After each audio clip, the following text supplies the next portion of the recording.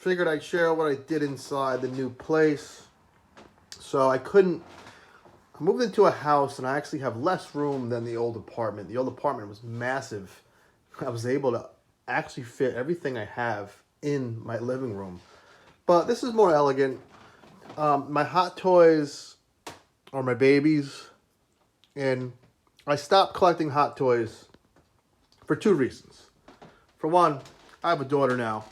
I got to start socking away money for her. It's not fair to her, you know. I still live my life and buy fun shit, but I had to draw a line in the sand. Also, you run out of room with hot toys. They're so large. And there's actually a third reason. They're good for this reason. When you're sitting on your couch, you could see them. And because they're obviously 12 inches, they pop and they're just striking on the shelf. But you can't just pick them up and play with them. Their pieces will fall off, things will break, and you'll be mad at yourself. I always say no toy is perfect. Doesn't matter the price. That's why I like buying a cheap $20 toy. And if something goes wrong, I'm not bummed. Because they all have their little quirks. Not that bad. I mean, they're great pieces. So I kind of went, I'll start from the bottom. This is my MCU / Marvel shelf.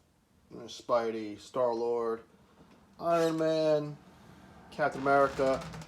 See, the movie Thor I never got, so the Sideshow did like their own interpretation of Thor. I think it's excellent. They did the same thing with Wolverine. I don't know why can't they replicate Wolverine like that in a movie is beyond me. It makes sense. It looks great. There's Punisher, Harley Quinn, and Joaquin Phoenix Joker. The best looking Superman as far as a guy in a suit, Henry Cavill. But not the best Superman. We'll get to that. And Beetlejuice, Michael Keaton. He's coming back as Beetlejuice, which is awesome. There's Marty and Doc. There's two Jack Nicholson characters. There's another Michael Keaton. Michael Keaton. There's the best Superman movie. Christopher Reeves. RoboCop. Thank God he won his lawsuit, or that value of that figure would have went down. You can't have a woman abuser on your shelf. That would have been awkward. Predator. Vader. Wicket. Yoda. Then the top shelf, I went with the smaller figures. My favorite Mezco, well, not my favorite, all my Mezco figures. And, you know, this is what I try to tell people, you know, when I shit on Mezco, it's not coming from a place of hate. I like collecting them. These are miniature hot toys, in my opinion. Even though their heads tend to be a little large, like his isn't. I don't know. I got a weird thing going on with comic book figures and the heads. This is the figure I told you not to buy. And I stand by that statement because he can just stand there. I can't really, I could put him in that dynamic pose, but it doesn't feel right. It's just, it's very peculiar. It's a very strange figure. My favorite Mezco figure is just the Popeye. It makes so much sense to try to make him look like how he would in the real world. I think it's awesome.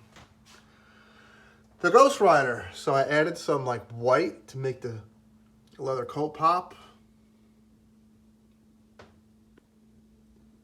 And he's fantastic too. So yeah, you know, this cost, I bought the shelves at Home Depot. Each shelf was about $22. The brackets were about $3. The anchors were $10. So this right here cost under $130 with tax and everything. This is something you can do. You just got to convince yourself to do it.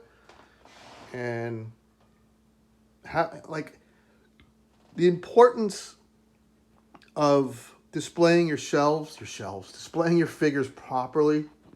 Granted, I wouldn't, if ideally I could put one more shelf and not have them so close together in a perfect world, but I couldn't. I didn't want to go too close to the floor.